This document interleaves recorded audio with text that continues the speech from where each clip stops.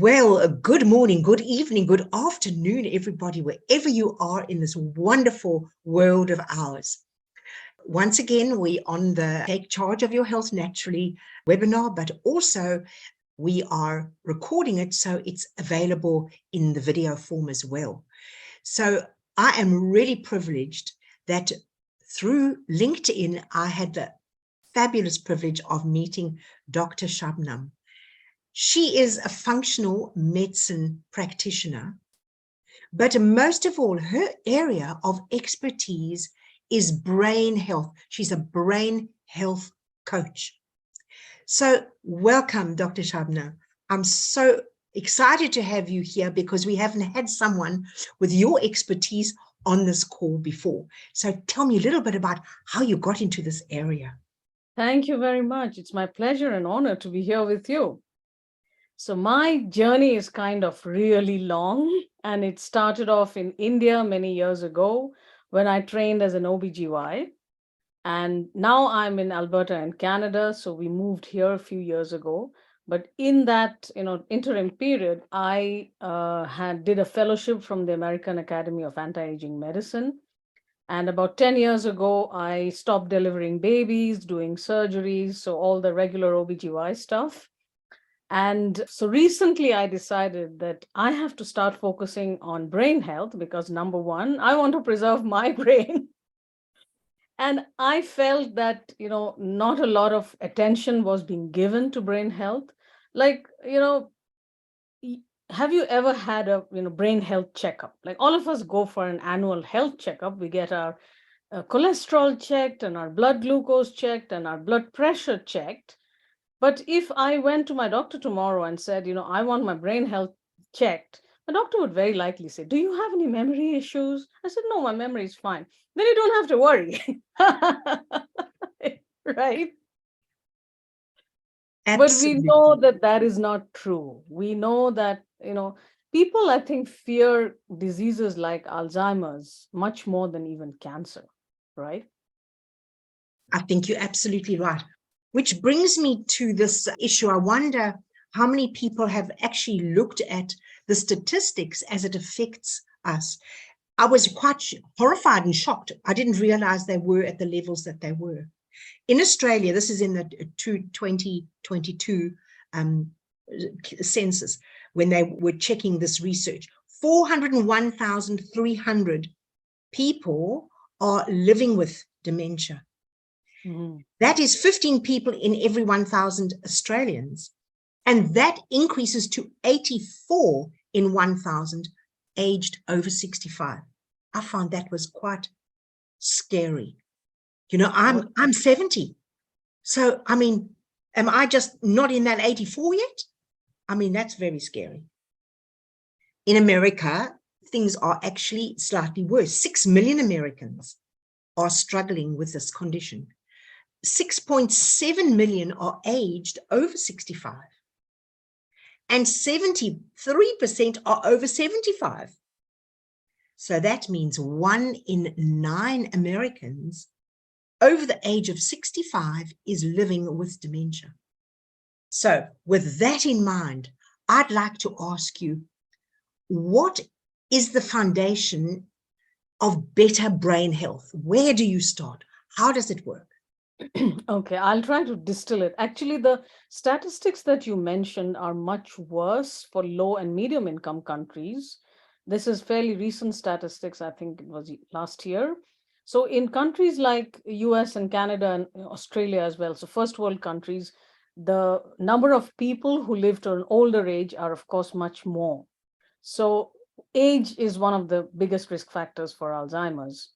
And Alzheimer's is one of the different types of dementias. There are others as well, but Alzheimer's is the commonest. So we usually talk sort of interchangeably as Alzheimer's and dementia.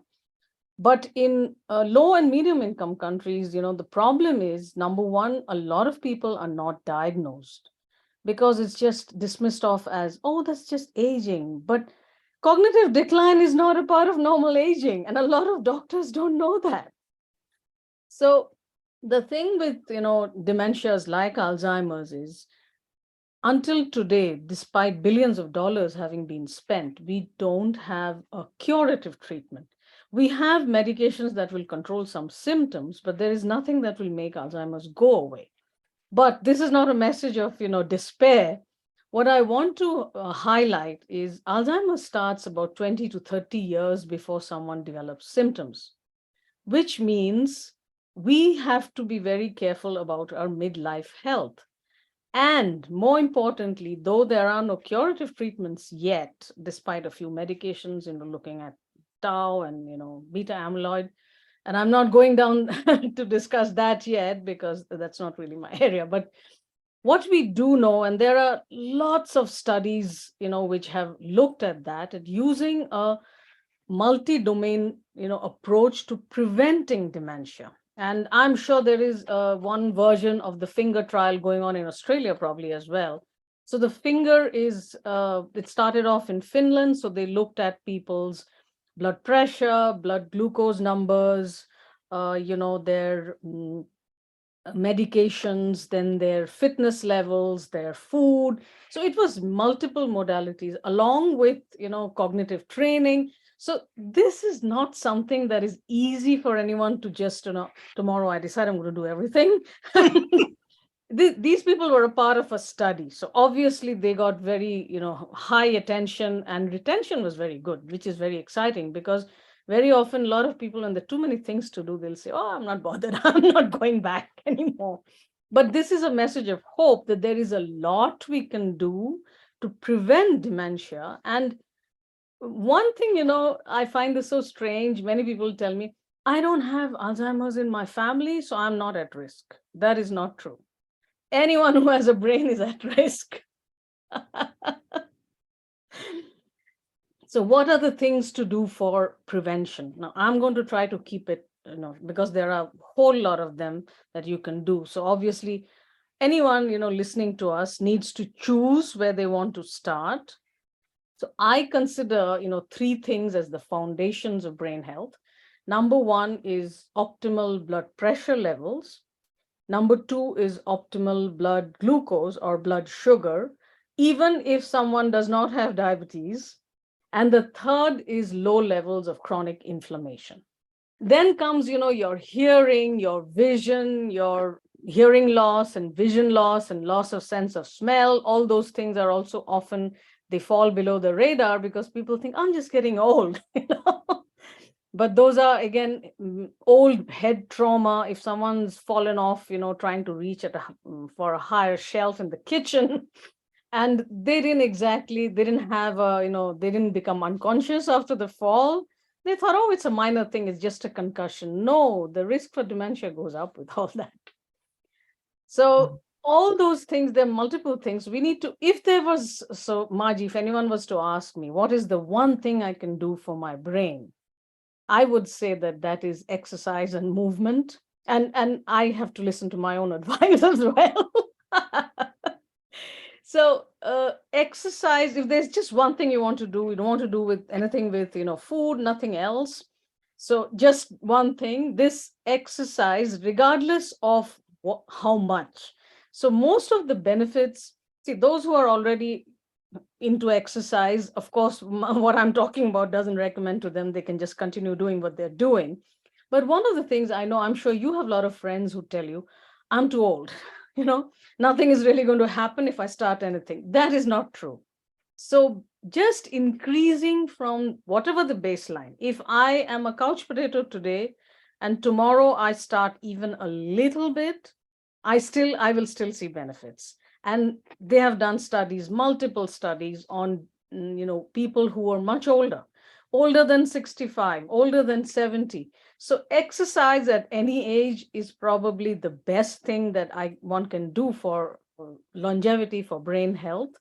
I think the only thing is for us to find out which exercise and how often and which one do we like. I think, Margie, one of the things that people make a mistake with deciding on any lifestyle change. So I'm a certified Tiny Habits coach as well. So Tiny Habits is a method of behavior change. And this comes from the research of Dr. B.J. Fogg at the Stanford University. So one of the major learnings for me, getting certified as a tiny habits coach was, how do we choose which behaviors to create habits for? Now, if I am not keen on starting an exercise habit today because I don't feel it's going to work with my, busy schedule or something, then that is not something I should focus on now. Maybe I can add it later. Maybe all I can do now is maybe change my, breakfast from a cereal to eggs and bacon, or avocado and, some vegetables.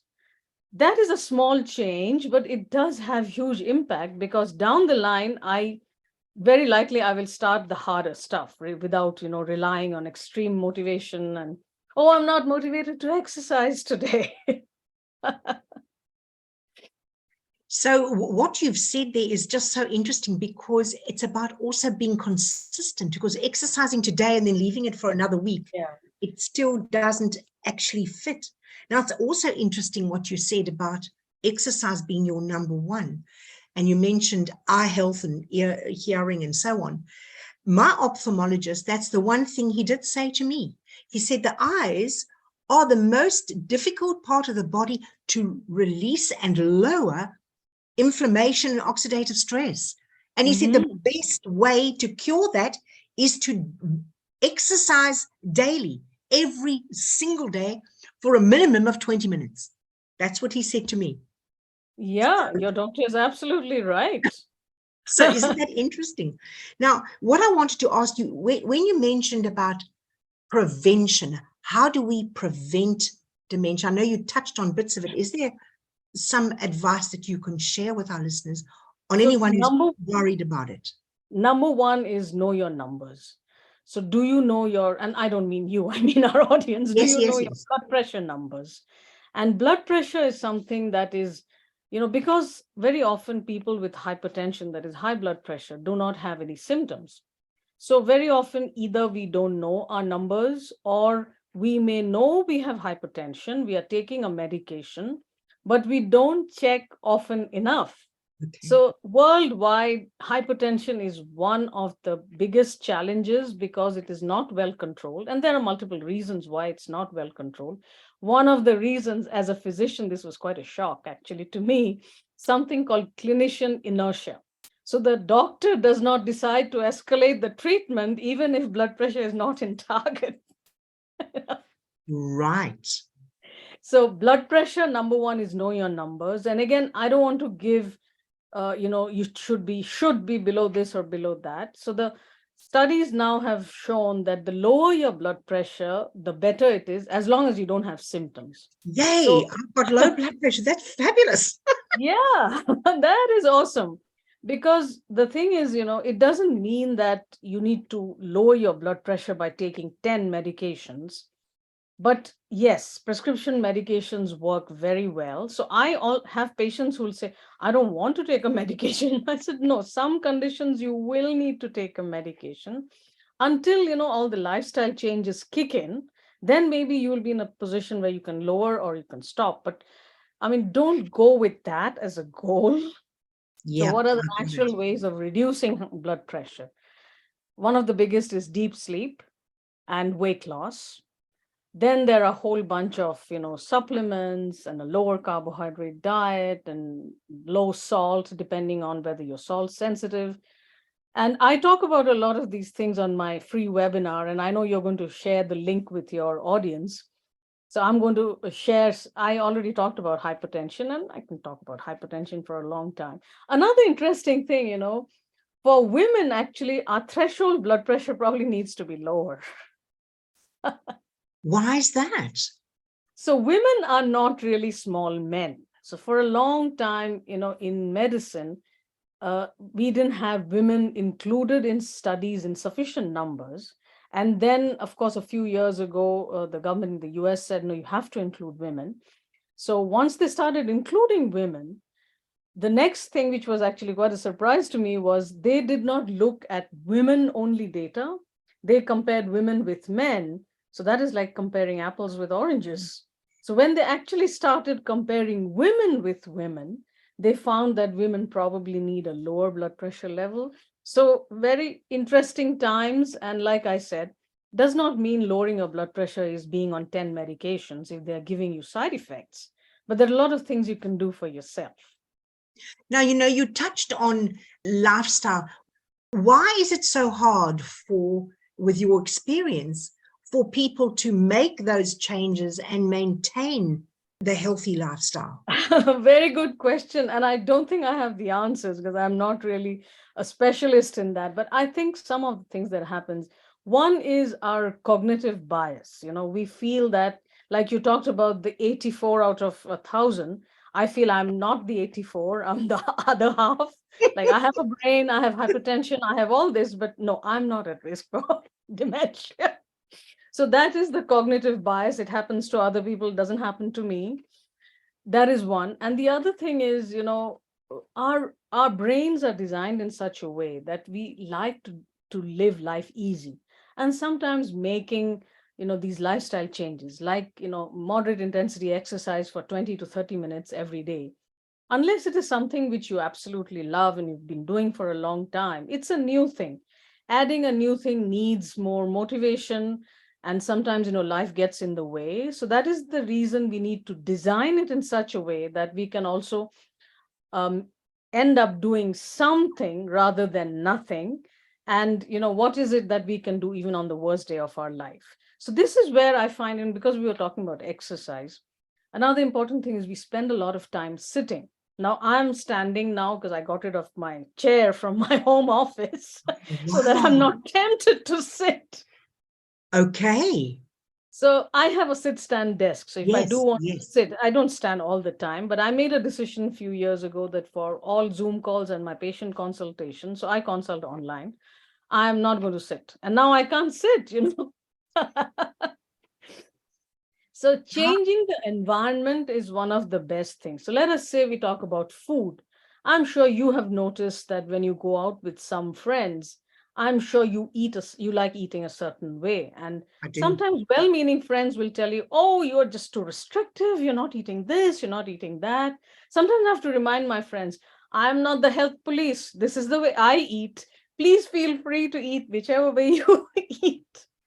But versus I have some friends who eat similarly the way I do, and I don't have to worry. That stress is gone. I said, okay, I know she's not going to take me to a place where I won't have my food.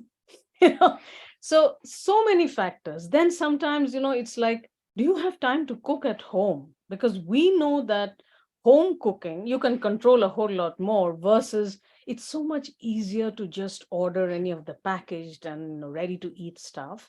And everyone knows that that's definitely not the best choice No, for food. no. But then sometimes it's like, how can you make it easy for yourself? So one of the things I do is I hate cooking. So I order veggies which are already cut because I hate cutting and chopping. Like just a little while ago, I said, okay, after my, this episode with you, I have to have dinner. So I might as well cook something. I got cooked prawns so that I didn't have to cook them. So these are the lazy acts. So find out, and my point is, let us find out ways in which we can make it easier to eat at home, and simple cooking. It doesn't have to be anything very Exactly. fancy. So those are many different Would ways. you So when like it to comes, know my easy hack? yeah, for sure. On a Sunday morning, I don't make any plans because I paddle for an hour and a half, Wow. racing dragon boats well, I raced this Wow. morning and again tomorrow morning. But straight after that, in my wet gear, I go straight to the organic market. And Mhm. all the stuff is organic. There's a most wonderful Lebanese woman and her son, and they'd have tabbouleh. They've got Oh, wow. all those beautiful Lebanese dips, which are all made fresh on the day, which Oh, lasts me. I just add it into my cooking. It just means I don't have to yeah. make all of those things from No. scratch, which I mean, in my busy life, I just have to have a few little tips like that Yeah. help me ease it. And of course, at the market, all those gorgeous vegetables and fruit, which is organic. I've always Yeah. lived in that way. And I'm so grateful I have it at my Yeah. doorstep. So You're lucky. I am.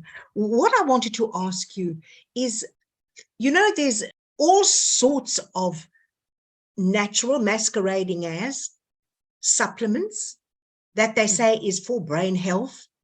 What is your opinion on that? Because obviously I also work in that area of activation as opposed to supplementation.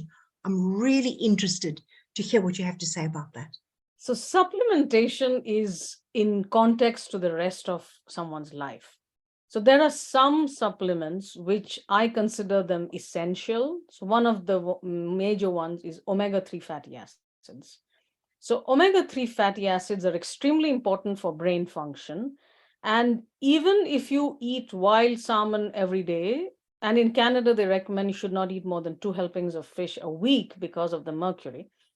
But even let us say you have this pristine source of salmon and you're eating salmon every day, even then you won't get enough omega-3s.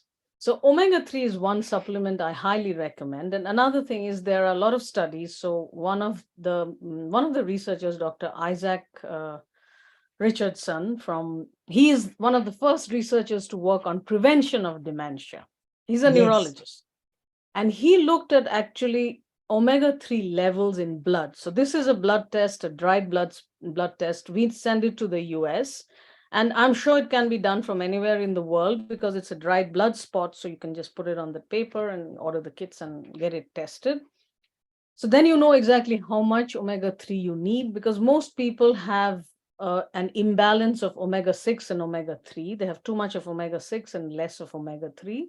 And the test also measures levels of trans fats, which are the worst possible fat on yes, earth. yes. So omega-3, and particularly a lot of people are vegans or vegetarians, and I don't know whether they'll have a fish oil supplement, but they don't have a natural, so even people who eat fish won't have enough. So omega-3 takes about 2 years to be completely turned over in the brain. So this is not like I'm just going to have it for 6 months and then forget about it. No, that won't do. Just say that again. That was interesting. I didn't. Oh, so omega-3, for it to completely turn over all the sources in the brain takes about 2 years. So sometimes you will find people saying, omega-3s don't work. So maybe the studies were, number one, not long enough. Number two, did they actually measure the levels of omega-3 in blood? We can't measure in the brain because we need to do a spinal tap. But Yes, blood can give us quite a good, marker. indication. Yeah. So after omega-3 comes vitamin D. So vitamin D, now being in the sun is wonderful, but it is not for vitamin D. And particularly someone with my skin color, and even if I will never go out without, a lot of clothes. I'm from India originally. So I will never make enough vitamin D. But daylight exposure is important for other things like our body's biological clock, the circadian rhythm, good sleep, mood. But don't rely on sunlight even in summer. And it's winter for you now, right? Yes, we're getting cold. We are just getting ready for the summer. It's like nice, lovely spring. So even during, the months when most people think I spend a lot of time outdoors and, I cycle, I do this, I do that, I wear minimum clothes. Even those people have found that they do not make enough vitamin D. So best for vitamin D supplementation is to know what your blood levels are. Vitamin D test is available anywhere in the world. Some places it's covered by healthcare, some places it is not, but it doesn't cost like thousands of dollars to do the test. So how often should one do that vitamin D3 test?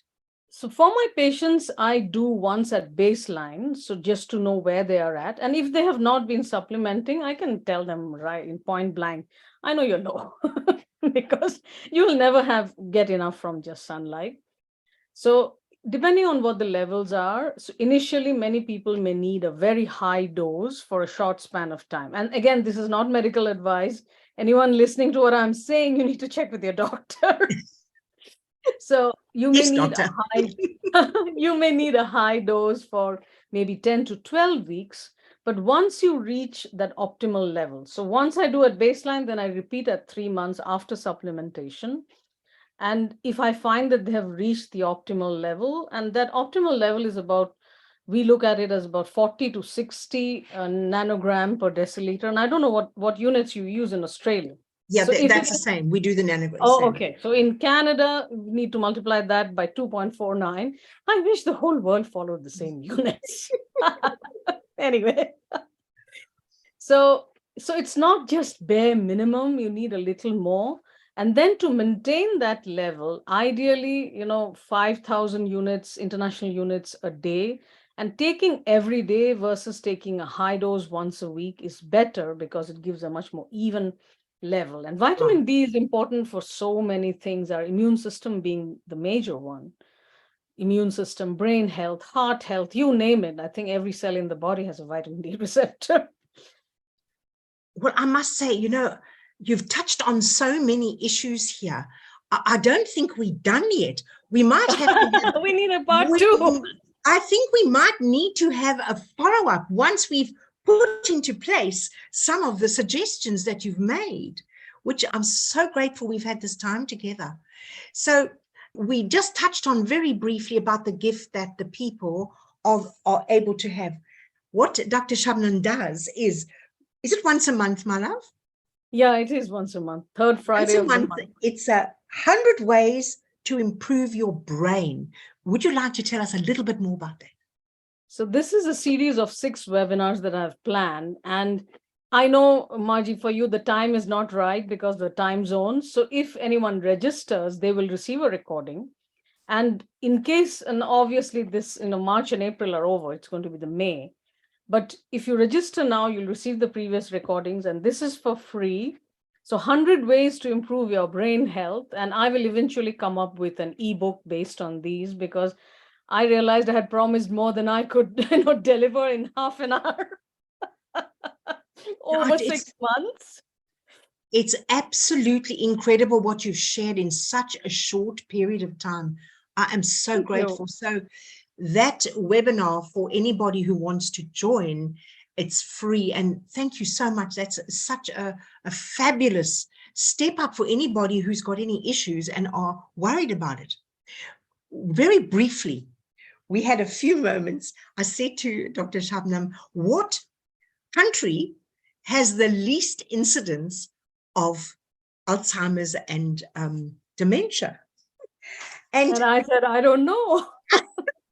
in my research, there are 2 Bolivian groups of indigenous folk, groups of people in the Amazon, and they have the lowest incidence in the entire world. And this is what Dr. Shabnam had to say. So, okay, few things. Number one is very likely it is possible, it's true. But the other thing is, like I mentioned at the beginning, there are a lot of people who are not diagnosed. So, yes, I'm sure people who are living in the Amazon, they have a very different lifestyle compared to what you and I have. So, does it mean that, I'm going to move to Bolivia and I'm going to have the same benefits? No, I don't see myself doing that. So, yes, it is wonderful that they have, low risk of dementia and they have low dementia. But the other thing is, what is their lifespan? Because, like I said at the beginning, age is one of the major factors. And I don't know what their lifespan is. If they live long and don't have dementia, then we need to do some of the things that they are doing. And my suspicion is, and again, I'm just, I haven't checked the data, but my suspicion is they move a whole lot more than we do. Exactly. Yeah. Exactly. Well, in closing, do you have a few tips that you might want to share with our listeners before they join you on your webinar? Oh, that's a hard question to answer because there's so many things. I talked about movement and exercise. And the other thing is, this is very important. It is never too late and never too early to think of brain function because a lot of younger people don't realize, mental health problems. And again, we'll be going down, many rabbit holes if I start now. So, as functional medicine doctors, we look at mental health problems as brain health problems. So, people who have depression can also be a symptom of dementia, but people who have depression which has not been treated well, they are at high risk for dementia as well. And Right. Unfortunately, mental health is such a big problem now, particularly in the young, which is like, so my point is there is always hope, and it's never too late and it's never too early to start working on your brain. And there is no one right way. Start where you are, start with what you can. you know. I'm so grateful that you were our guest on this webinar this morning. You've shared so much, and I know we've all have got some takeaways that we need to put into action right away. So from me, thank you for joining us, and what a pleasure to have you as my guest this morning. Thank you. It's my pleasure and honor.